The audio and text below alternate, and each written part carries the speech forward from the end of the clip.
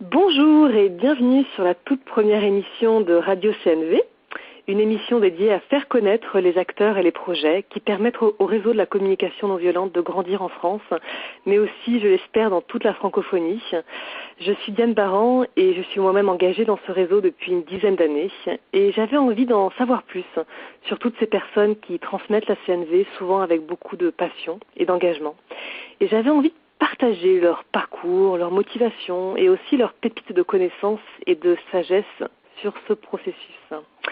Voilà, alors j'ai le plaisir d'accueillir aujourd'hui Françoise Keller qui a bien voulu jouer le jeu de cette première émission et je t'en suis très reconnaissante Françoise. Alors bon matin et comment vas-tu Françoise ce matin? Bien, merci. Et merci, vraiment je suis très touchée de participer à cette première.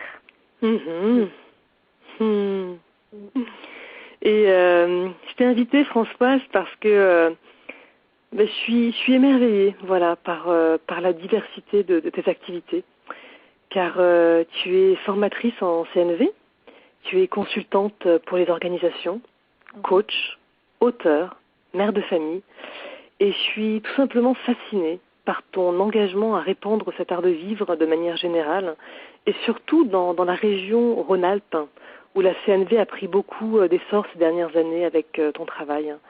Et ma première question, c'est voilà, par curiosité, d'où te vient toute cette énergie? Belle question. Voilà, écoute, je crois que la première chose que j'aurais envie de dire, c'est que j'ai l'impression que c'est quelque chose qui m'est donné et que voilà, je ne sais pas forcément d'où elle vient. Peut-être c'est même une question plus spirituelle. Mais quand même, je pourrais peut-être détailler quelques points qui me paraissent importants. Je crois que le premier point que j'ai envie de partager, c'est que chaque fois que je suis vraiment à l'écoute de ce qui me motive et de ce qui met de la joie dans ma vie, j'ai de l'énergie. Quand je suis vraiment plus près de mes besoins et de ce qui me nourrit, j'ai beaucoup d'énergie. Donc quand j'écoute ça, voilà, j'en ai. La deuxième chose que j'observe, c'est que j'ai une capacité, quand je fais quelque chose, à être vraiment présent à ce que je fais et pas être préoccupée par les 1000 autres choses que je pourrais faire à ce moment-là et que je ne fais pas. Et que ça me donne du coup, ça me libère beaucoup d'énergie d'être juste présente à ce que je fais sans être embarrassée par d'autres champs de ma vie. Donc je crois que ces deux points-là, ça m'aide vraiment à être présente et pleine d'énergie dans chaque chose que je fais, même si c'est dans des domaines différents. Voilà. Et donc c'est la joie que tu as à travailler sur tes projets qui te donne cette énergie. Oui, c'est le fait que ça ait du sens, que voilà, que c'est joyeux pour moi, et que ça nourrit tellement de besoins que j'ai plein d'énergie pour le faire. Est-ce que tu veux nous dire deux mots sur ton parcours, Françoise? Oui. D'où tu viens et voilà comment tu as découvert la CNV, comment tu as et qu'est-ce qui a fait que tu t'es engagée à le transmettre? D'où je viens? J'ai 51 ans. Et donc professionnellement, j'ai démarré mon activité professionnelle en étant ingénieur, en travaillant dans des équipes, notamment des équipes d'informatique, et notamment un des projets qui a été significatif pour moi, c'est de travailler dans une entreprise de transport automatique où je gérais des projets d'informatique de très haute technicité. Quand j'y réfléchis maintenant, ça me fait bizarre. Voilà. Et ce que j'aimais beaucoup dans ces équipes, c'était vraiment le fait de travailler ensemble pour construire ensemble des projets. Et puis, il y a eu un moment où j'ai plus envie de prendre la dimension technique des projets, parce que j'étais sur des choses qui étaient avec un haut niveau de technicité. Et j'ai eu envie de garder le côté humain et travail en équipe, conduite de changement qui vraiment me passionnait. Et j'ai pris la responsabilité d'une structure associative qui accueillait des groupes qui travaillaient autour du développement de la personne, et qui accueillait des groupes qui travaillaient sur le développement spirituel, l'insertion sociale, développement personnel. Et du coup, dans cette activité, j'ai rencontré de nombreux groupes qui travaillaient sur le développement de la personne. J'ai découvert de nombreuses approches que je ne connaissais pas, qui étaient très très diverses. Et je rencontrais les animateurs de groupe. Et en accueillant un groupe, on voit beaucoup comment il fonctionne, ce qu'il se passe. Et j'ai été très interpellée par la qualité que je voyais dans les groupes de communication non violente, que je ne connaissais pas du tout à l'époque. Très interpellée, il y avait vraiment une qualité relationnelle entre les personnes que je trouvais nulle part ailleurs, et une qualité de relation entre les personnes et le lieu d'accueil qui était assez étonnante, et je dirais même détonnante. Et du coup, j'ai vraiment voulu en savoir plus, et j'ai demandé à Charlotte Dupré-Mormand, qui était une des formatrices qui animait ces formations, de faire une conférence. J'en faisais de temps en temps, j'organisais des conférences pour que les gens découvrent aussi les approches des autres groupes et qu'il y ait des croisements de savoir-faire. Dans cette association-là. Voilà, dans cette association.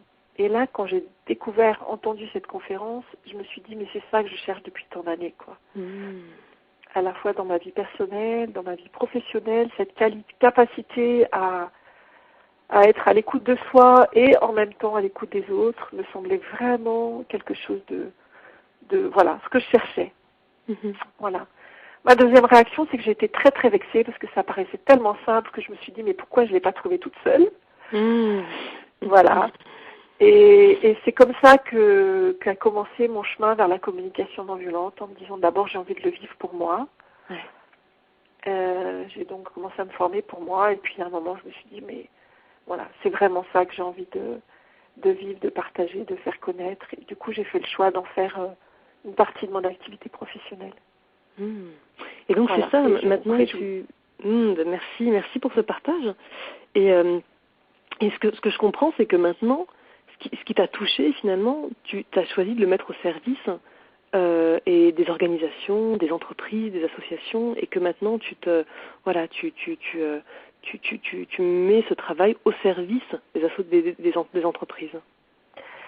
Je dirais plutôt que je me mets au service des personnes qui sont dans les entreprises, les associations, les hôpitaux, les écoles, les universités, voilà, au service des personnes qui cherchent à faire des choses dans ces différents lieux de vie. Voilà, et comment c'est perçu? Moi, je suis curieuse parce que je travaille pas dans les organisations, et j'aimerais savoir justement comment la CNV est perçue dans ces organismes. Alors, c'est vrai que je travaille plutôt avec des gens qui ont un bon accueil de cette approche et qui sont ouverts à cette approche. Mais je vois par exemple, récemment, j'ai fait une conférence où il y avait quand même beaucoup de monde dans une structure publique.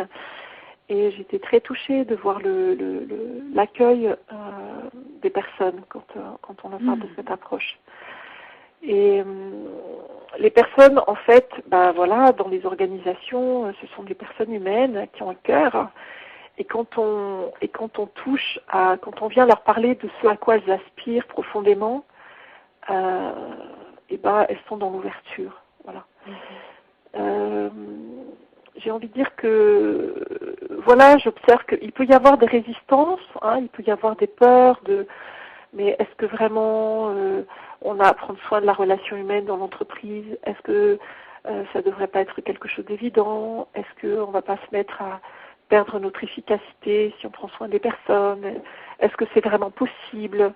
Voilà, il y a des peurs, il y a des inquiétudes, et en même temps, ce que j'observe, c'est que quand on écoute derrière ces inquiétudes, il y a des personnes qui ont déjà essayé beaucoup de choses et qui ont parfois qui n'ont pas vu le fruit de leurs efforts, qui ont aussi besoin de reconnaissance de tout ce qu'elles vivent d'agréable et de satisfaisant. Voilà, et que si les personnes sont accueillies dans ce qu'elles vivent vraiment, elles ont envie d'aller plus loin. Est-ce que tu dirais que les personnes sont plus mûres aujourd'hui parce que justement elles ont connu peut-être beaucoup de déceptions ou peut-être beaucoup de souffrance aussi, parce qu'il y a de la souffrance au travail, et que là elles sont mûres pour accueillir justement, pour se dévoiler davantage, pour être plus dans le côté humain des relations que juste dans l'efficacité. Je ne sais pas répondre à cette question. C'est-à-dire, je ne sais pas dire de manière générale si on est plus mûr qu'avant. Il y a effectivement des gens qui disent que l'humanité se développe, enfin la capacité empathique de l'humanité se développe, je ne sais pas.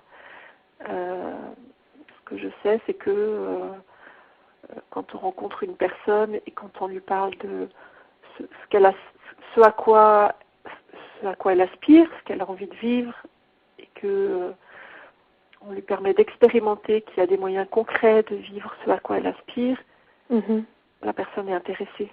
Voilà. Ce que peut-être j'ai aussi envie de dire, c'est que pour moi, vraiment quelque chose qui est un repère important pour moi dans la communication non violente, c'est que c'est pas un nouveau truc. C'est quelque chose que nous faisons spontanément dans plein de situations. Il y a plein de moments où je suis bien, je me sens bien et je suis en relation avec d'autres personnes qui ont l'air de se sentir bien et on est content de la manière dont ça se passe entre nous. Et que ce qui me plaît beaucoup dans cette approche, c'est que ce que Marshall nous a offert, Marshall Rosenberg, donc le créateur de l'approche, ce qu'il nous a offert, c'est de nous faire comprendre comment nous fonctionnons quand ça fonctionne. Voilà, pour nous aider à retrouver cette capacité dans des moments qui sont plus difficiles pour nous. À se remettre en lien. Mais voilà, se remettre en lien avec nous, avec l'autre, dans des moments où c'est plus difficile. Et il y a beaucoup de gens dans les organisations qui font par moments cela spontanément. Voilà, et qui par moments se coupent de cette capacité. Et pour moi, c'est quelque chose qui est important, qui nourrit vraiment la confiance, parce que ça part de ressources que nous avons déjà. Bien sûr. Alors, j'ai visité ton blog. Alors, dis-moi, c'est Concertience. L'art de se concerter, oui. L'art de se concerter, Concertience. Et j'ai beaucoup aimé, en fait, ta vision, justement, d'équipe, de l'organisation. Et tu considères ça comme un concerto. Et la phrase que tu cites, c'est « Révéler la musique des hommes, des équipes et des organisations ». Et voilà, j'ai trouvé ça très poétique et très joyeux aussi. Et est-ce que tu veux nous en dire un petit peu plus à ce propos?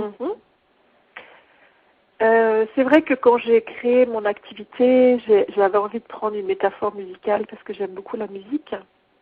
Et je me suis attardée sur ce mot de concerto pour plusieurs raisons.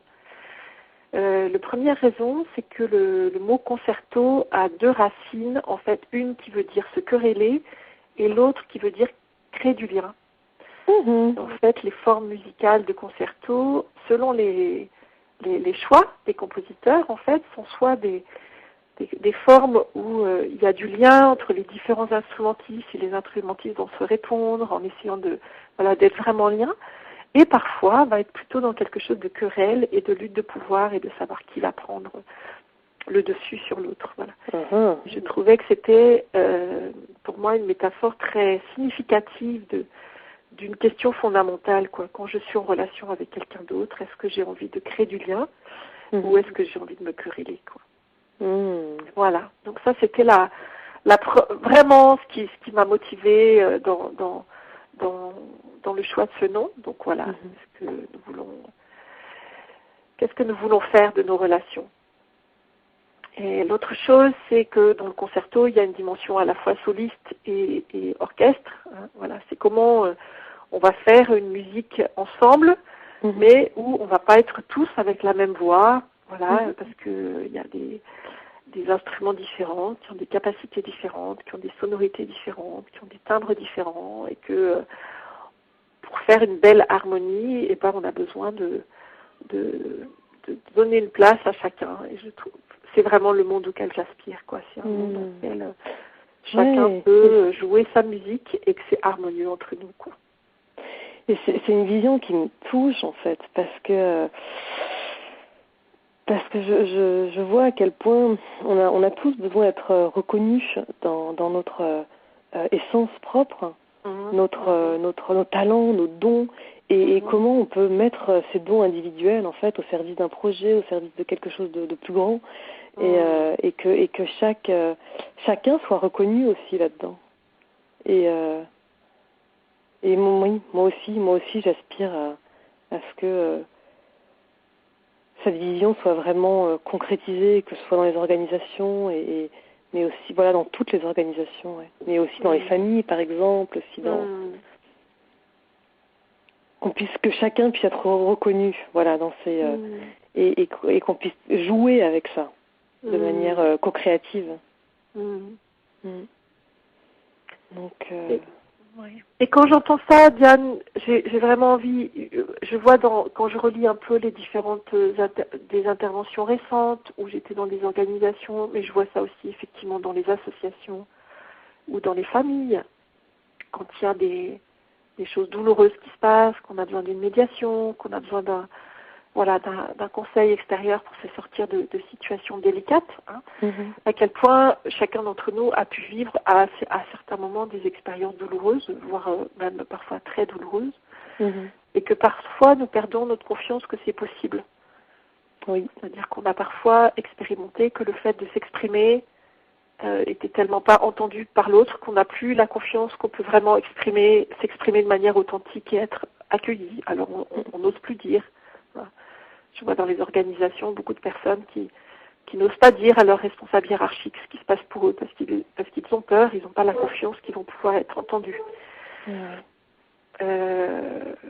Voilà, je vois d'autres personnes qui sont dans l'idée que que pour m'affirmer, il faut pas trop que j'écoute les autres, voilà. Et que on a pu avoir des expériences qui montrent que qui ont pu nous faire perdre l'idée que c'est possible parce que voilà, on vient avec des expériences difficiles ou des déceptions, des échecs, et qu'il peut y avoir un côté utopique et en même temps, je vois tellement quand c'est possible à quel point c'est joyeux, quoi.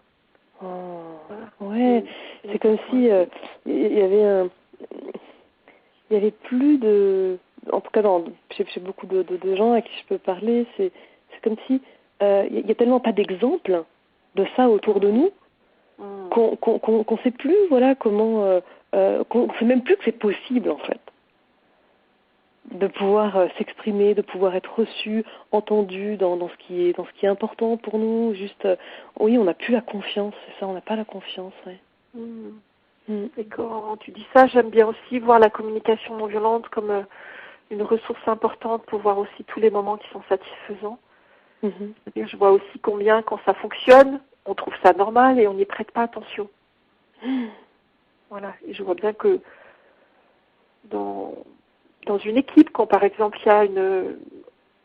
par exemple quelqu'un est en difficulté relationnelle avec une personne de l'équipe, même si ça se passe bien avec les 10 autres personnes de l'équipe, toute son énergie est mobilisée sur ce qui est difficile pour elle, quoi. Et elle ne voit plus, ou elle a du mal à voir, et on a besoin des fois d'aide, et ça m'arrive aussi, d'avoir besoin d'aide pour voir toutes les situations qui sont satisfaisantes pour moi et pour l'autre.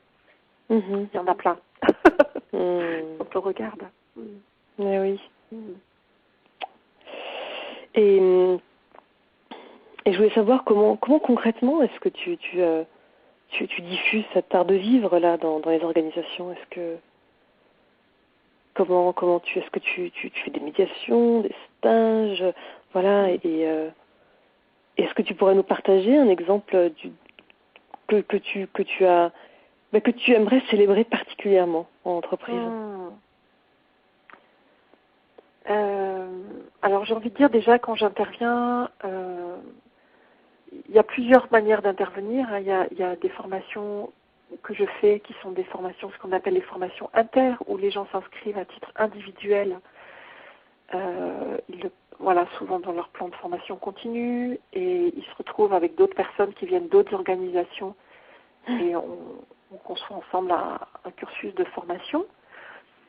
Et puis, qui est quand même une grosse partie de mon activité professionnelle. Et puis, effectivement, il y a des fois où j'interviens directement dans les organisations avec plusieurs entrées. Ça peut être de la formation, une équipe qui, ensemble, se forme à la communication non violente.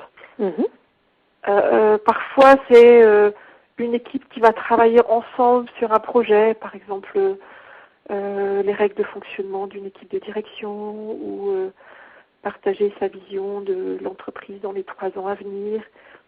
Et à l'occasion de ce travail, on fait découvrir et expérimenter la communication non violente. Et puis, il y a aussi donc des activités, ce qu'on appelle de coaching, donc de l'accompagnement individuel ou d'équipe, mais je fais plus d'accompagnement individuel, de managers, de dirigeants qui ont envie d'un espace de prise de recul et de travail pour améliorer sur leur style de management, leur communication, leur manière la gestion de leur stress, de leurs émotions, voilà, des choses comme ça. Et puis, effectivement, ça peut aller jusqu'à la médiation, où, suite à tension, un conflit, un malentendu, qui dure parfois depuis des années, c'est essayer qu'il y ait un tiers qui est neutre, qui est bienveillant, qui va pouvoir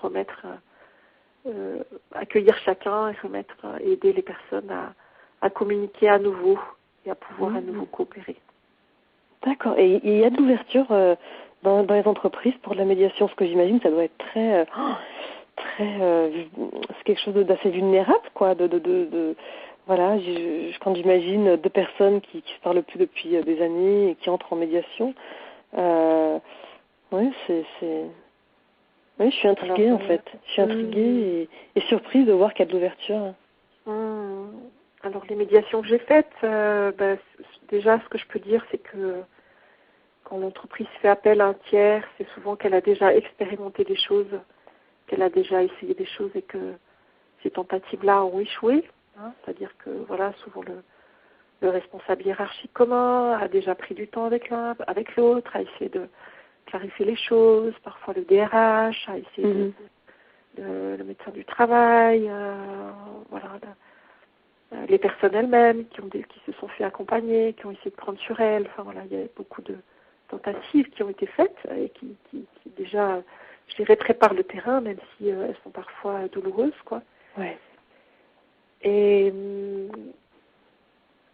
oui, je peux parler par exemple d'un exemple qui m'a beaucoup touchée, évidemment en respectant la confidentialité, donc je vais pas donner en détail et je vais donner mais d'une équipe où il y avait une tension très très forte entre 2 personnes depuis plusieurs années, avec vraiment de la souffrance de part et d'autre et avec des arrêts maladie, dépression, quelque chose de très très difficile, quoi. Et j'ai passé beaucoup de temps d'abord à rencontrer chaque personne, individuellement, à accueillir ce qu'elle vivait, à essayer de transformer donc ce qu'on fait en communication non violente, c'est de transformer les jugements, les reproches qu'on a sur l'autre, qu'on a sur soi, qu'on a sur le système, qu'on a sur l'équipe, tous les j'aurais dû, j'aurais pas dû, il aurait dû, il devrait savoir, c'est quand même pas normal, etc. D'écouter tout ça et puis de voir derrière ça quelle est la vie qui cherche à s'exprimer et quels sont les besoins que la personne cherche à nommer. Et donc c'était déjà très très puissant et très profond pour chaque personne d'être à la fois entendue, mais d'avoir aussi une personne qui l'aide à transformer pour écouter ce qui était vivant derrière ça. Voilà. Elles étaient combien? C'était un groupe de combien? Donc c'était une petite équipe d'une dizaine de personnes et donc il y a 2 personnes en particulier qui étaient très très en conflit. D'accord. Et tu as écouté les 10 personnes avant? Alors j'ai écouté les 10 personnes parce que évidemment quand il y a un conflit très fort entre 2 personnes, chacun est touché quand on voit d'autres personnes. Voilà. Donc j'ai écouté les 10 personnes et après j'ai surtout écouté les 2 personnes qui étaient en conflit. D'accord. Et est-ce que toutes les personnes étaient ensemble lorsque tu as écouté ces 2 personnes ou est-ce que tu as juste pris à part ces 2 personnes? Chacun individuellement. Les 2 personnes en conflit, je les ai écoutées plusieurs séances d'1h30, 2 heures, quoi. D'accord. Et ensuite, ça a été une médiation entre les deux. Donc il y a eu un temps de médiation entre les deux. Qui a été, la CNV, c'est pas magique non plus. C'est-à-dire que les personnes ont pu s'écouter, ont pu entendre ce qui se passait pour elles. En fait, suite à ça, il y a une des personnes qui a décidé de quitter l'entreprise et de construire un projet ailleurs. Mais je crois qu'elle l'a fait dans une énergie qui est sûrement plus constructive et plus positive que si elle l'avait fait avant la médiation où elle serait partie. Oui, elle n'est pas partie frustrée ou dans le blâme de l'autre. Et de douleur, quoi. Ouais. Oui, ça a été un choix plus conscient peut-être et plus posé. Plus posé, je pense, avec plus de bienveillance pour la personne. Chacun a pu avoir plus de bienveillance.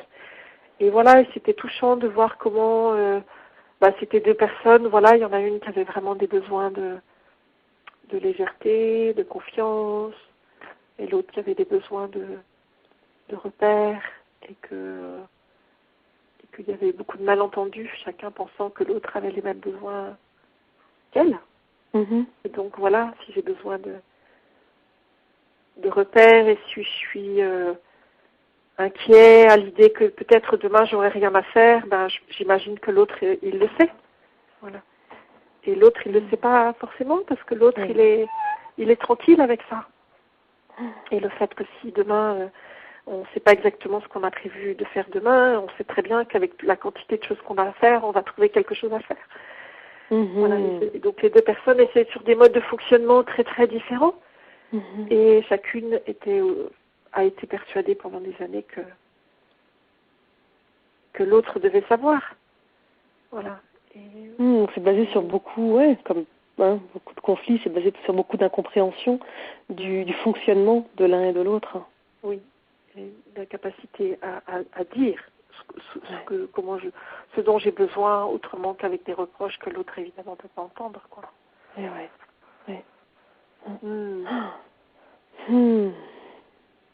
Et oui, on n'a pas appris en fait, On n'a pas appris tout simplement à exprimer ce qui a de l'importance pour nous, à oser dire les choses. Et peut-être plus particulièrement dans un contexte d'entreprise, j'imagine.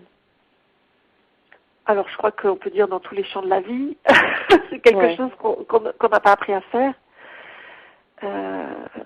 Et peut-être ce qui est peut-être quelque chose qui pour moi est aussi une des raisons pour lesquelles je m'intéresse beaucoup au monde du travail.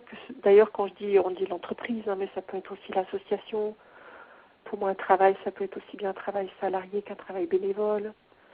Quand je parle aussi du travail, je pense aux infirmières et aux médecins dans les hôpitaux, dans les maisons de retraite, aux enseignants dans les équipes éducatives, aux travailleurs sociaux. Enfin voilà, il y a plein de formes.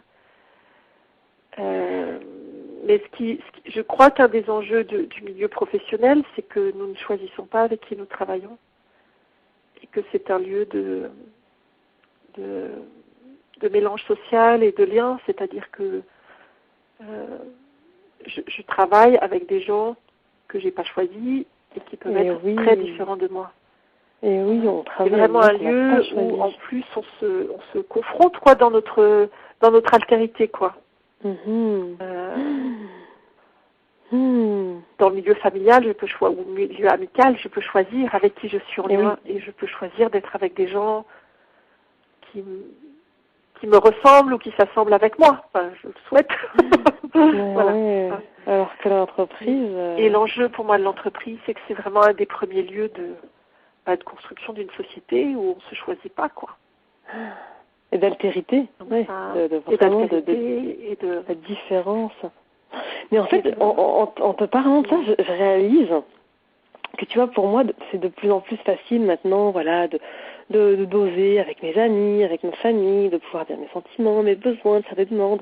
Et puis là, je commence à travailler dans les associations, et puis et je vois que je suis bloquée. Il y a une peur en moi. C'est comme si j'ai pas confiance en fait que ces personnes qui travaillent en entreprise ou dans les associations vont être ouvertes tout simplement aux émotions, aux besoins. Et c'est en parlant que je réalise ça que je suis pas encore à l'aise dans le milieu professionnel. Et est-ce que tu je sais pas, est-ce que tu as quelque chose à dire par rapport à ça, peut-être comment trouver la confiance, comment trouver Comment oser? Comment...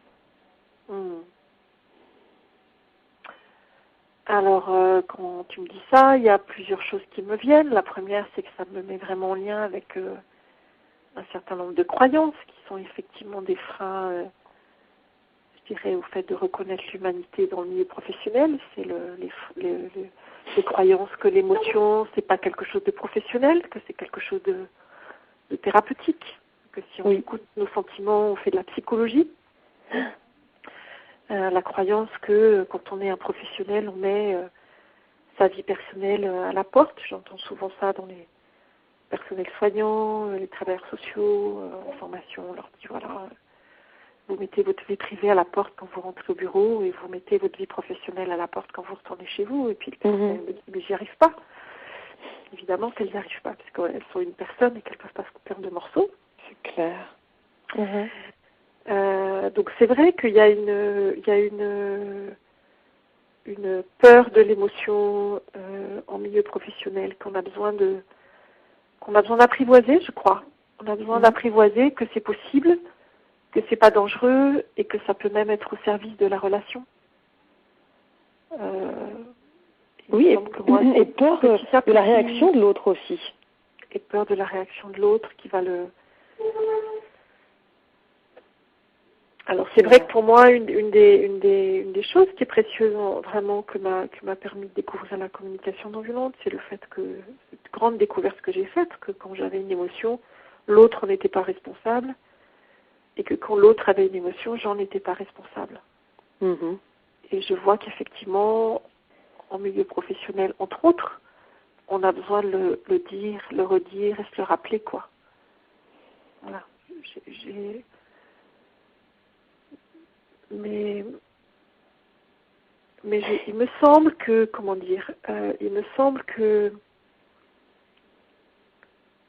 le premier enjeu peut-être pour moi en milieu professionnel, c'est juste de reconnaître qu'une personne, un professionnel, une personne au travail, c'est une personne qui a un corps et qui a des sentiments qui existent, qu'ils soient dits, qu'ils ne soient pas dits. Un manager qui a peur, c'est une réalité. Ce que je veux dire, c'est que je crois que il me semble que le premier enjeu, c'est pas de se dire, c'est juste de prendre conscience que ça existe.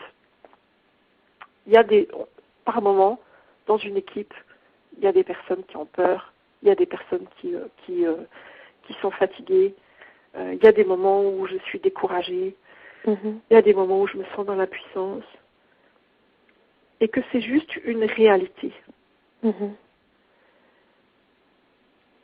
Et que que l'enjeu, c'est pas de rajouter quelque chose, hein. C'est pas se dire on va se mettre à faire de l'émotionnel, mais l'émotion, elle est juste là.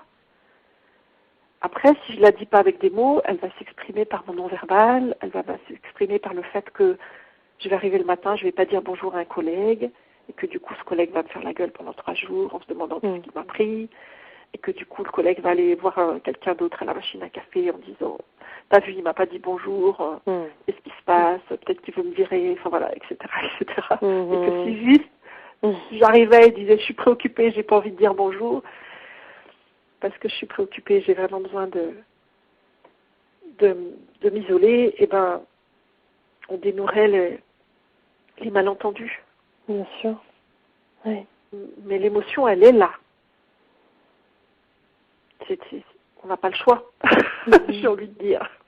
Et ouais, l'émotion, elle est là. Mais oui. Après, c'est juste une différence dans la manière de la gérer. De la gérer, de la reconnaître.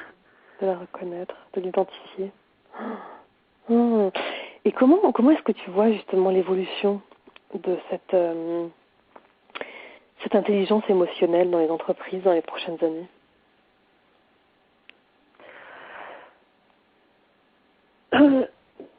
C'est très... C'est difficile d'être dans la généralité, mais en tout cas, ce que je peux dire, c'est que je suis très touchée en ce moment, depuis quelques mois, d'observer un espèce de paradoxe, c'est-à-dire à la fois de rencontrer de plus en plus de managers, de DRH, de coachs, de formateurs qui de professionnels qui sont sensibilisés à l'importance de l'émotion, à l'importance d'approches comme la communication non violente qui se développe quand même beaucoup. Il y a quand même beaucoup de gens qui parlent de communication non violente aujourd'hui, beaucoup plus qu'il y a 5 ans, voilà. Et j'imagine que ça va continuer à se développer. Et dans le même temps, je vois beaucoup de gens qui sont quand même dans des situations de grande tension,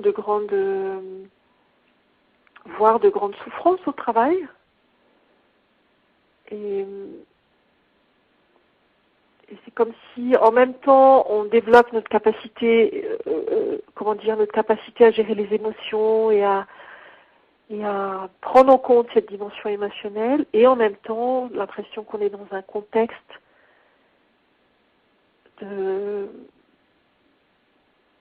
qui demande à chacun encore plus de ressources pour, j'ai envie de dire par exemple, pour nourrir la sécurité intérieure, quoi. On est quand même dans un monde où, avec beaucoup de chaos, d'incertitudes, de changements, qui font que trouver sa sécurité intérieure, c'est pas facile, quoi. Voilà. Et il me semble qu'il y a quelque chose d'un espèce de paradoxe, quoi. À la fois, on a de plus en plus d'outils, d'approches pour gérer ces situations-là, et en même temps, il me semble qu'on est confronté, et je vois pas comment dans les mois qui viennent ça va se calmer à beaucoup de. On est très sollicité, quoi. Ouais. C'est comme s'il y avait je dirais pas une urgence, mais il y avait comme une,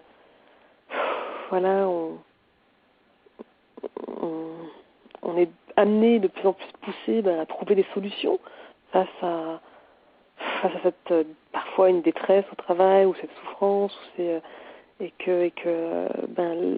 c'est qu'est-ce qu'on fait avec ça en fait?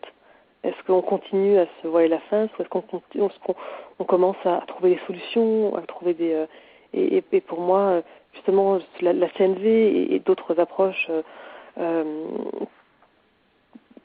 comme la sociocratie, l'intelligence collective, c'est des moyens, c'est des solutions pour amener un peu plus de fluidité, d'harmonie dans cette gestion humaine.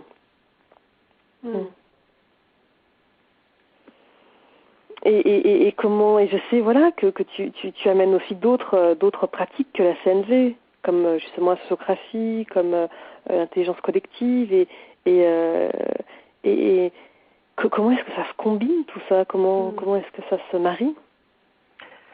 Oui, c'est vrai que j'ai d'autres approches avec, je dirais pour moi maintenant, je crois que vraiment il y a un fil rouge dans ce qui m'intéresse, c'est tout ce qui favorise la coopération et cette histoire de concerto dont je parlais tout à l'heure, c'est-à-dire à la fois comment on peut être dans la prise en compte des personnes dans leur richesse personnelle et leur individualité, et en même temps comment on peut construire du collectif ou coopérer à un projet commun. Et que ce soit un projet social, un projet économique, un projet familial, un projet associatif, voilà. C'est ça qui me passionne. Oui. En fait, ce qui me vient, c'est que j'aurais plaisir à te demander, mais c'est quoi ton rêve, ta vision, dans, je sais pas, les 10, 15 années à venir, par rapport à ce concerto, aux entreprises, à la coopération. Moi, j'aurais vraiment envie d'entendre quel est ton rêve. Mon rêve, c'est vraiment de contribuer à un monde où chacun peut être respecté dans ses besoins, trouver sa place et prendre conscience qu'il peut avoir sa place et que les autres aussi, quoi. Voilà, moi j'essaye vraiment pas d'aller vers ça. C'est ça qui me passionne et qui me motive. Après, j'ai envie de dire, j'ai aussi confiance que c'est ça que j'ai envie de vivre et que je suis beaucoup dans une confiance que je vais rencontrer des personnes que ça intéresse et que ça m'intéresse de coopérer avec les personnes qui sont intéressées par ce que je propose. Voilà. Que je n'ai pas, je suis en... Voilà, c'est ça qui m'intéresse. Et il semble qu'il y a beaucoup de gens qui sont intéressés par ça. Et donc, c'est avec ces gens-là que j'ai envie d'avancer. Et j'ai confiance qu'on va construire quelque chose, voilà, qu'on peut coopérer pour aller dans ce sens-là. Moi aussi, je te le souhaite, Françoise. C'est en voyant aussi comment ça se développe pour toi, j'ai bien confiance que les choses se font, voilà, pas à pas. Et j'avais aussi envie de te poser la question de tu as écrit un livre il y a quelques mois qui est paru aux éditions Interéditions. Oui. Qui s'appelle Pratiquer la communication non violente. Oui. Et je t'avoue que j'ai pas encore pris le temps de lire ce livre, mais ça va pas tarder. Et voilà, je voulais savoir si tu veux nous partager un peu de son contenu et qu'est-ce qui a fait aussi que tu as pris le temps d'écrire encore un nouveau livre sur la CNV. Alors voilà, typiquement pour moi c'est intéressant, c'est-à-dire que j'ai pris ce temps-là parce que j'ai été contactée par l'éditeur et que j'ai fait une très belle rencontre avec Hélène de Castilla qui est la responsable de la collection et que j'ai eu envie de coopérer avec elle et de contribuer et de répondre à sa demande. Ce qui nous a motivés, je pourrais dire, elle et moi, c'était effectivement, il y a déjà pas mal d'ouvrages sur la communication non violente avec des personnes comme Marshall Rosenberg, qui est quand même le fondateur de la démarche. Donc, qu'ajouter de plus par rapport à ce qu'a écrit Marshall? Rien. Voilà, j'ai évité de me poser cette question. Notre souhait à Hélène et moi, c'était et Alix de la Tour du Pin, qui a été aussi l'illustratrice et une belle complice pour cet ouvrage, ça a été vraiment d'offrir un livre qui soit proche du quotidien des gens. C'est-à-dire que qu'il soit proche des situations que chacun peut rencontrer au quotidien. Et que ce soit un livre qui offre à la fois la théorie, je dirais une présentation de la CNV suffisamment claire pour pouvoir comprendre ce que c'est, et puis des entrées très pratiques avec beaucoup d'exemples et beaucoup d'exercices. Pour que les personnes puissent faire le lien entre la théorie et puis leur quotidien. Est-ce que ça s'adresse plus à des personnes qui sont dans un contexte familial, professionnel? Est-ce que tu as... Alors cet ouvrage-là, il est vraiment fait pour tous et il couvre aussi bien les expériences de la vie familiale que de la vie professionnelle, que de la vie sociale. Voilà, j'ai essayé de faire un ouvrage suffisamment général pour que chacun puisse s'y retrouver et puisse trouver dedans des situations ou des clés qui correspondent vraiment à ce qu'il vit dans son quotidien, quoi. D'accord.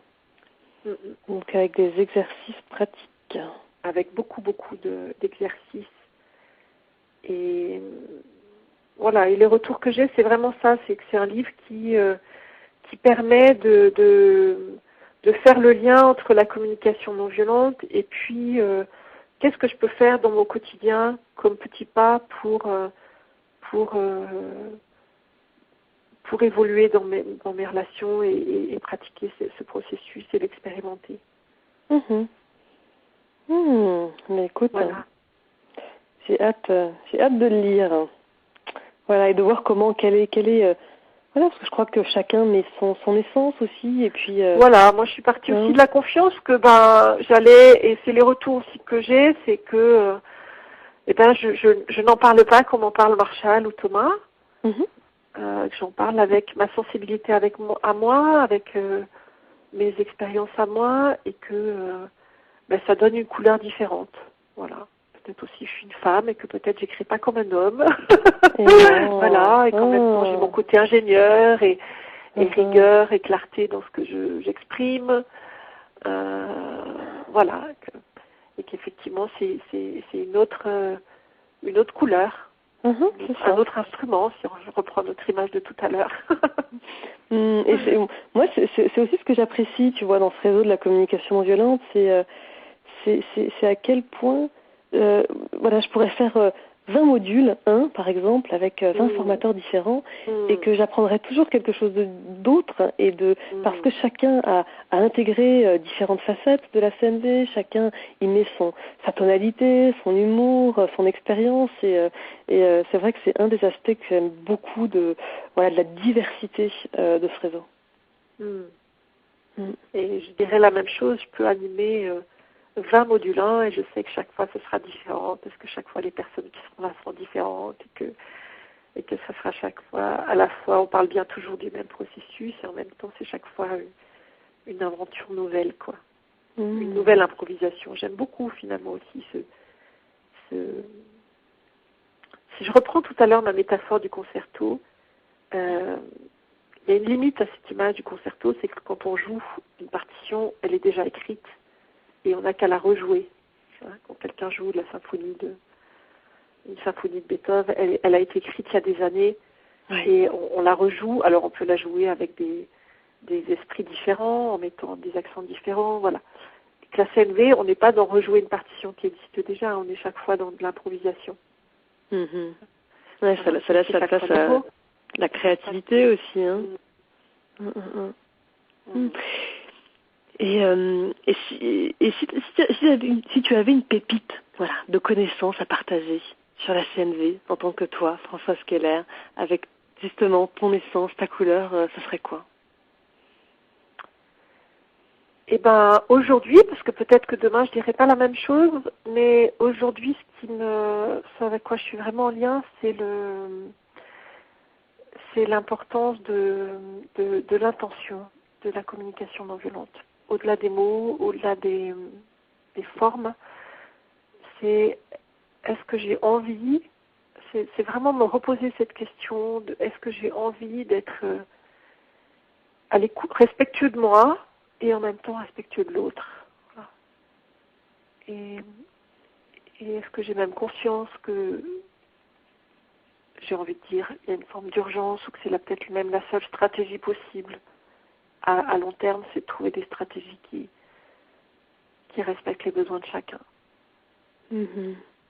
Quand je dis ça, je crois que je suis aussi très en lien avec le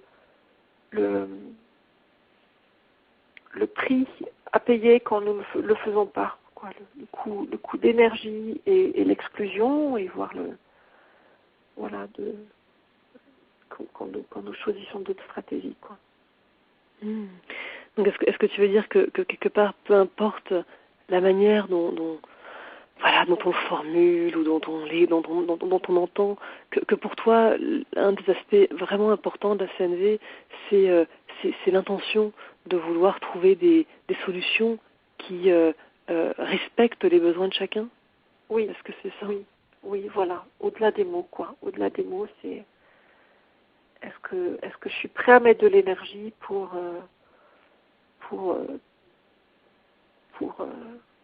je sais même pas si c'est chercher des solutions, mais voilà, prendre soin de ce qui est important pour moi et en même temps être à l'écoute de ce qui est important pour l'autre, quoi. Et parfois reconnaître que j'ai du mal à être dans cette énergie-là. Oui. Mais que j'aime bien et en même temps j'aimerais partager quelque chose là qui est évident pour moi, c'est que qu'est-ce qui se passe quand parfois même quand l'autre personne il s'est passé quelque chose et l'autre personne est complètement fermée et que malgré nos tentatives d'expliquer ou de s'exprimer ou de vouloir entendre, il n'y a pas de volonté de communiquer. Et quand la communication est complètement coupée. Et je te dis ça parce que c'est quelque chose que je vis en ce moment, et c'est la première fois en 10 ans que ça m'arrive, où j'ai une situation là qui est complètement bloquée. Et je suis très déstabilisée. Je me sens déstabilisée parce que avant, même quand il y avait des conflits, et puis ça je reconnais vraiment cet aspect-là de la communication non violente, c'est que j'apprends de plus en plus à ne pas fuir les conflits, et puis à me dire que c'est partie de la vie, les conflits font partie de la vie, et qu'avec la CNV, on peut apprendre à gérer ces conflits-là. Et on a un outil, en tout cas moi j'ai un outil maintenant pour apprendre à les apprivoiser ces conflits. Donc ça me fait de moins en moins peur. Mais là j'ai une nouvelle situation où eh bien la personne ne veut plus communiquer avec moi. Du tout. Malgré mes tentatives d'expression authentique, d'écoute empathique. Et c'est vrai que ça m'attriste énormément. Et voilà, j'avais juste envie d'entendre, d'avoir peut-être ta vision de cette rupture de communication. J'aurais envie de dire, il y a deux manières de voir la chose, c'est-à-dire quand tu dis qu'il y a rupture de communication, c'est pour moi une interprétation de la situation et qui est liée au fait que tu es touché dans cette situation et que tu aimerais que voilà, moi ce que j'entends dans ce que tu dis, c'est que tu as mis beaucoup d'énergie pour créer du lien, pour accueillir l'autre, pour t'exprimer, et que tu es triste quand tu vois que tu vois pas toute l'énergie que tu as mis pour créer du lien n'aboutit pas. Mm-hmm. Voilà, on pourrait après affiner ce qui est touché chez toi dans cette situation.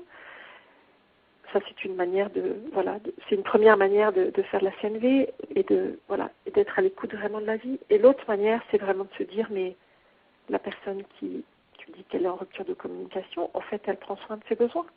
Mm-hmm. Et qu'en réalité, elle communique qu'elle ne veut pas communiquer. Avec toi, maintenant. Voilà.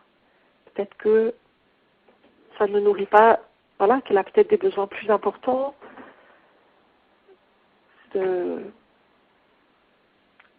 Pour moi, le silence est une manière de s'exprimer. Mm-hmm. Le non est une manière de s'exprimer et que je peux imaginer. Moi, j'ai confiance que cette personne-là, à ce moment-là, elle choisit une stratégie qui prend soin de certains de ses besoins. Alors peut-être qu'elle l'exprime de manière maladroite, peut-être qu'elle l'exprime d'une manière qui n'est pas facilement entendable pour toi, mais que peut-être que...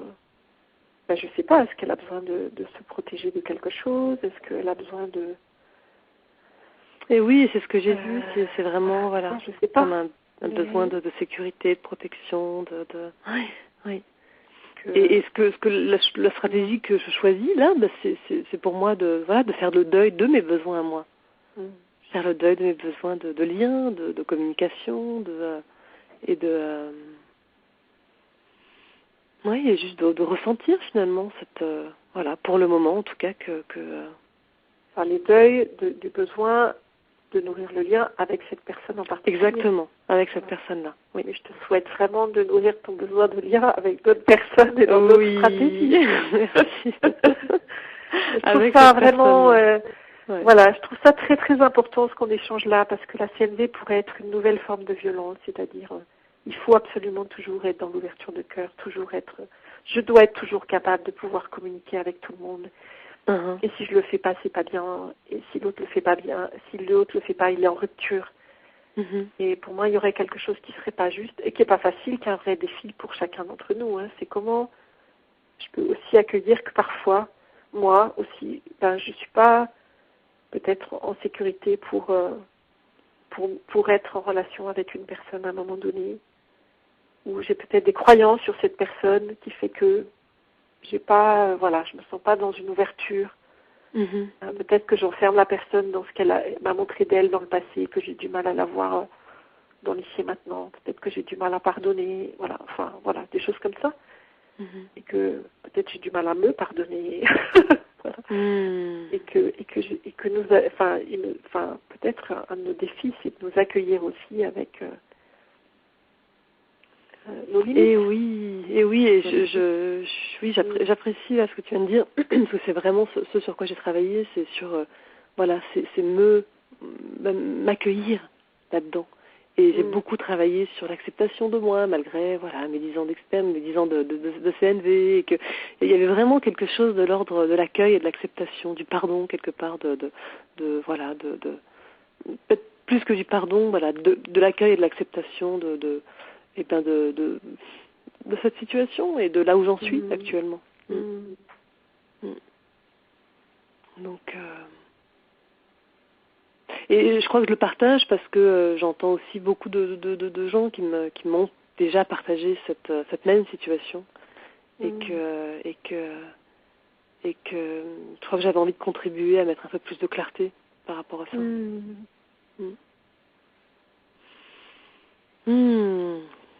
Et pour moi, cette clarté, c'est davantage d'acceptation et d'accueil de soi. Oui. Pour moi, quand on utilise le terme de rupture de communication, c'est une représentation qui est mentale et qui n'est pas tout à fait juste de la réalité. La personne communique à un moment donné qu'elle ne veut pas communiquer avec moi maintenant. Et voilà, mais elle dit quelque chose, même dans son silence, même en claquant la porte. Voilà. Je vais donner là-dessus une anecdote qui m'avait beaucoup touchée avec un établissement scolaire qui m'avait fait intervenir il y a quelques années, avec qui on travaille toujours, et pour accompagner des jeunes. Et c'était un projet qui était de prévention du décrochage scolaire et des jeunes dont la plupart des établissements, on pourrait dire qu'ils sont en rupture scolaire ou qui risquent d'être en rupture scolaire.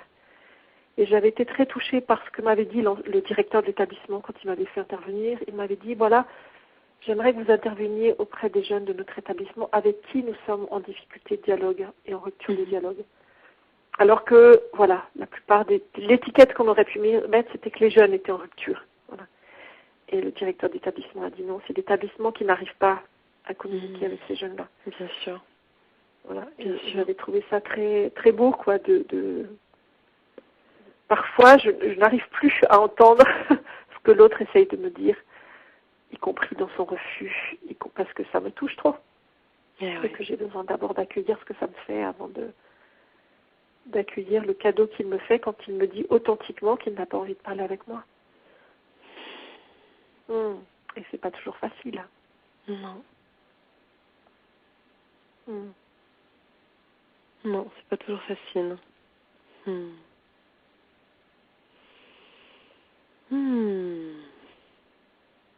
Voilà. Eh ben, écoute, c'était. Est-ce qu'il y a encore quelque chose que tu aimerais nous partager sur tes projets, par exemple Sur mes projets? Oui. Eh ben, continuer à être vivante jour après jour. Ça me va bien. Ça me va bien. Voilà. Vivre l'instant. La vie m'est donnée, voilà. Et voilà, j'ai pas de...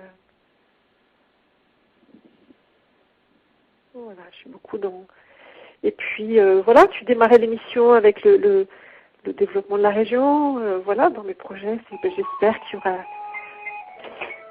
prochainement d'autres formateurs, d'autres personnes qui vont avoir envie de vivre ce processus et voilà, j'ai envie de les rencontrer. Alors oui, voilà. Moi j'étais aussi curieuse pour finir peut-être de voir un petit peu qu'est-ce qui se passe dans ta région Rhône-Alpes, c'est ça? Et comment ça se développe et comment voilà, qu'est-ce qui se passe en ce moment? C'est vrai que c'est une région, déjà c'est une région qui est quand même très dynamique sur le plan général et où la CNV s'est beaucoup diffusée et j'ai vraiment aussi envie de faire hommage à tous les formateurs qui ont contribué à ça. Voilà, je pense à Charlotte, à Nicole, à Annie, voilà, entre autres à Robert, enfin, voilà, plusieurs formateurs qui ont vraiment contribué à ce que, j'en oublie sans doute, qui ont contribué à semer des graines de communication non violente dans la région. Et je pense que voilà, il y a plusieurs, je pense qu'il doit y avoir 1500 ou 2000 personnes qui ont été formées à la CNV dans la région, alors qui ne sont pas toutes, voilà, qui ont pu des fois oublier, ou voilà, mais en même temps j'ai confiance qu'il y a quelque chose qui est semé et qui grandit. Ouais. Et Et je crois qu'une de mes plus grandes joies, c'est quand j'ai quelqu'un qui me contacte en disant voilà, je connais quelqu'un qui fait de la CNV, et puis quand je vois la manière dont il évolue depuis 2-3 ans, quand je vois sa manière de prendre les choses maintenant, ben, ça me donne envie, donc j'ai envie de me former aussi, et que je trouve ça, voilà, pour moi c'est une mes plus grandes joies quand je vois que des gens ont envie de faire de la CNV, non pas parce on les a convaincus, on leur a dit c'est ça qui est bien, qu'il faut faire de la CNV, voilà, mais quand ils ont vu quelqu'un bouger, qui se disent mais voilà, moi j'ai envie de vivre ça, quoi. Voilà, donc ça c'est vraiment une grande joie et j'ai vraiment envie de rendre hommage à ceux et celles qui dans leur vie font évoluer leur manière de vivre, qui fait que ça donne envie à d'autres, quoi. Que ça inspire les autres. Oui, tout à fait. Ouais.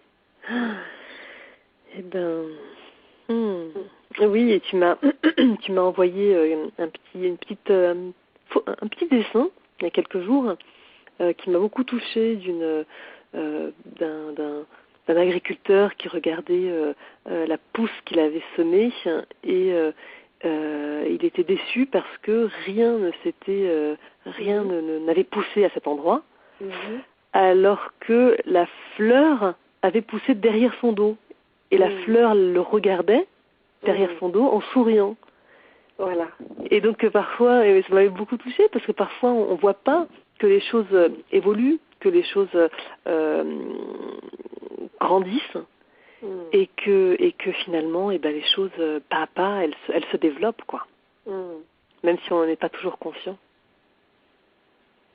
Et j'ai l'impression que c'est un petit peu ça avec tout ce nouveau mouvement de conscience, d'intelligence collective, d'intelligence émotionnelle qui est en train de croître un peu partout à travers la planète en ce moment. Que parfois on a l'impression que c'est pénible, que c'est lent mais que finalement les choses se font, quoi.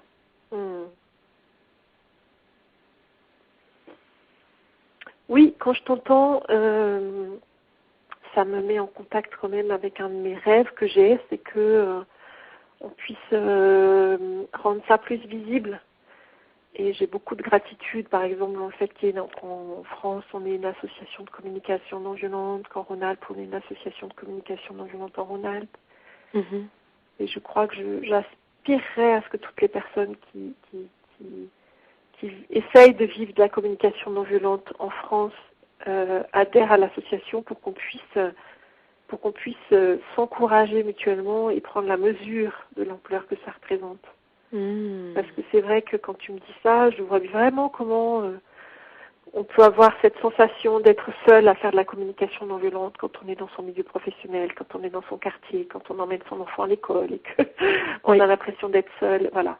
Oui. Et que je vois comment pour moi, en tout cas dans mon cheminement, c'est précieux et ça a été vraiment un soutien formidable de savoir que j'étais pas seule, quoi. Sinon, je crois que je me serais découragée.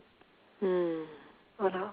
Et j'ai vraiment, je me dis, mais quelle énergie nous recevrions chacun si nous prenions la mesure de toutes ces personnes qui, jour après jour, essayent d'être modestement, avec toutes nos fragilités, toutes nos limites et toutes nos maladresses, mais essayent d'être plus à l'écoute de ce qui est vivant en eux et de ce qui est vivant chez l'autre, quoi.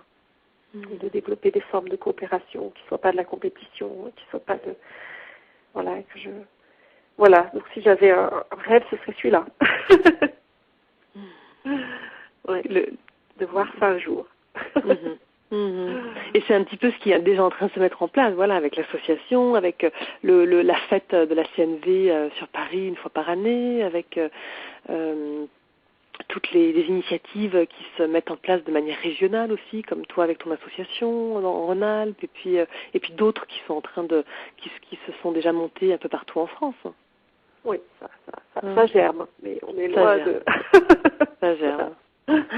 Et on va espérer que ça grandisse encore plus dans les années à venir et que on puisse de plus en plus collaborer et célébrer toutes ces collaborations. Je te remercie, Françoise, d'avoir pris ce temps pour explorer voilà le processus de la CNV dans les entreprises et c'est vrai que moi aussi ça m'ouvre de plus en plus à aller jeter un œil là-bas dans les entreprises, les organisations et voir aussi l'humanité que parfois je peux ne pas voir par peur en fait. Et donc ça m'ouvre. Moi ça m'ouvre et j'espère que ça en ouvrira d'autres aussi. Et que ça contribuera à amener cette conscience-là encore plus dans ces organisations qui en ont tant besoin, quoi. Donc on va clore cette première émission de Radio CNV. Est-ce que tu voudrais juste nous dire avant ton site internet et parce que voilà, je trouve qu'il est très intéressant et j'avais envie de le partager. Merci Diane. Merci déjà pour cette émission et cette première émission et ce projet de radio que tu portes. Voilà, mon site internet c'est http concertiance.fr. Donc Concertiance, ça s'écrit comme un concert au début, et après IENCE, voilà, .fr. Alors, merci beaucoup pour ton accueil enthousiasme. Oui, mais oui. Merci de le voir, merci de le reconnaître. Alors, bonne continuation, Françoise.